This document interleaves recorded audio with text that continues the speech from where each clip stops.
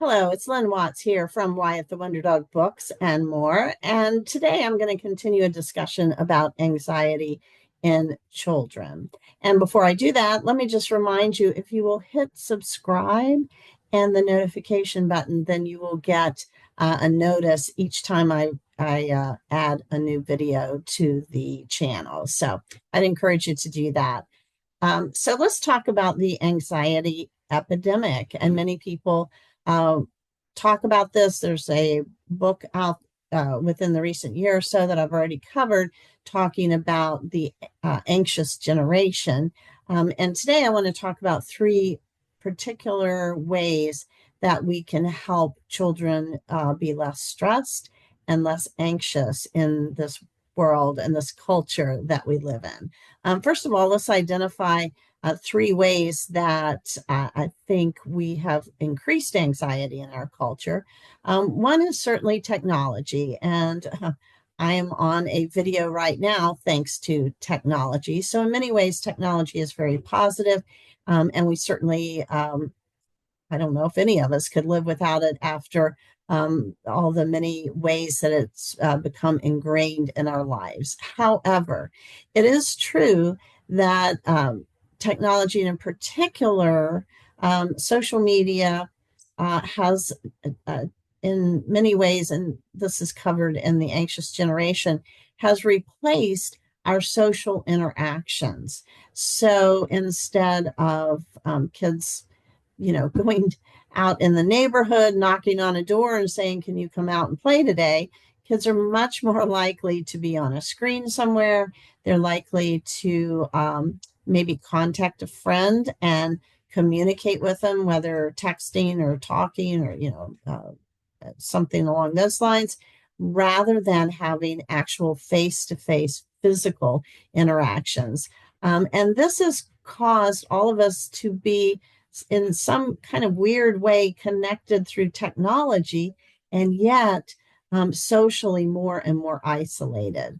So I think that is one reason for the anxiety problems that we have today, that kids don't learn social skills and they often feel isolated, even though maybe they have a lot of friends online, so to speak.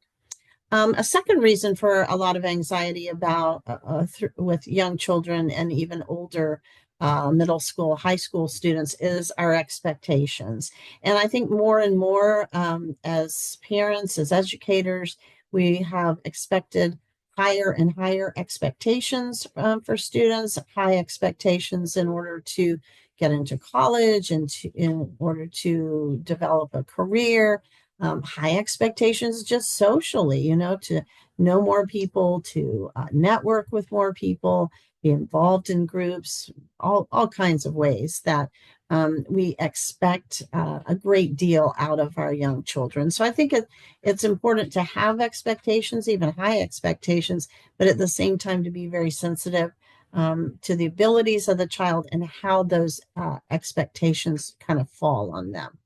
And the third thing is that we are more informed than ever about our community, about our nation, about the world as a whole, and all of the many disastrous, upsetting things that happen and go on in the world. I don't know that it's worse than it was, years ago, but we certainly are very aware of it now, and you can't really miss it. So we're informed and we're constantly inundated with bad news. And there is something about the human psyche and the human brain that has a tendency to sort of latch on to the negative, and to remember the negative, to pay more attention to the negative than we do to the positive. And certainly our news media plays into that a lot. So those are three ways that anxiety, I think, has increased for young people and adults as well in this generation. So, what can we do to decrease that anxiety among children? What can we do as adults, as parents, as educators, as counselors? The first thing, and I'm going to really just reply to each one of these kind of things that I mentioned. The first thing is that we can set reasonable expectations. So, as I mentioned, I think it's important to have expectations. I think it's important to have high expectations, but I think they need to take into consideration the ability of the child, the skills, the talent, and the emotional aspect of that as well. So, we want to especially help children and ourselves as well, remind ourselves that the process of achievement of expectations involves failure.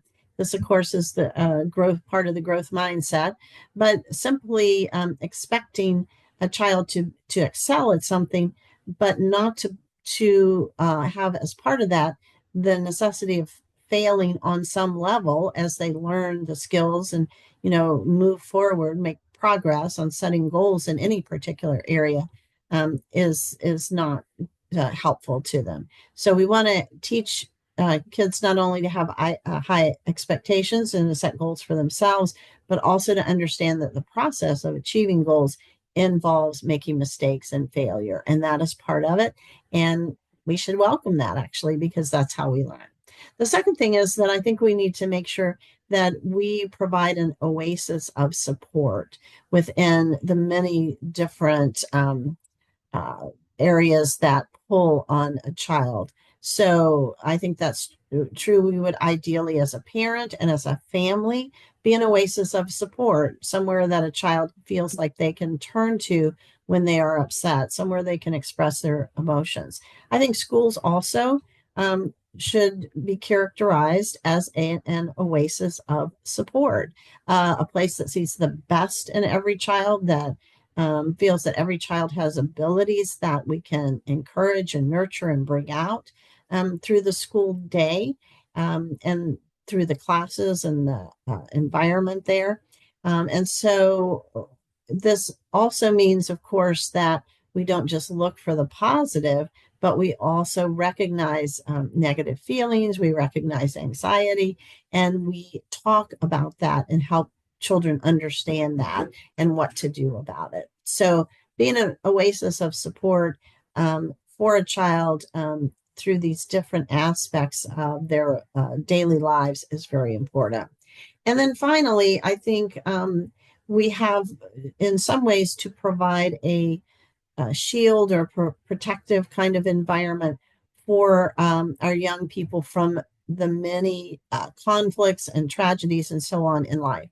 That doesn't mean we don't recognize them. For instance, we don't pretend that there isn't a war going on when there is. We don't pretend that there hasn't been a hurricane disaster somewhere when there has, but rather we educate children about what has happened in a way that they can handle given their age and their ability to do that. So we want to share it with them. We want to keep them in the know, make sure they're knowledgeable about it, but we don't want to go into any kind of details that might be particularly upsetting to a child that's very young and doesn't have the ability to handle that. On the other hand, what we can do is whenever there is some sort of tragedy or disaster, we can not only share it with them, but we can help them find ways that they can participate in helping people that are involved in that. So, for instance, if there is a hurricane or a fire or some sort of disaster like that at in some area, children can help by contributing in some way, whether that is, sharing some sort of, clothing or water or, any of the many ways that people step up and get involved in providing for people when they are experiencing some sort of disaster or tragedy in their life. I think this is not only a really helpful way for a child to feel at cause, feel that they have an ability to make a difference in the world, but it also gives them a positive way to focus.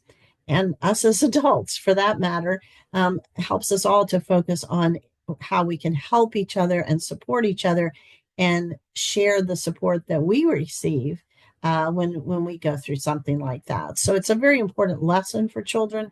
And I think that we need to find a way to help them understand the best way that they can be involved and make a difference in the world.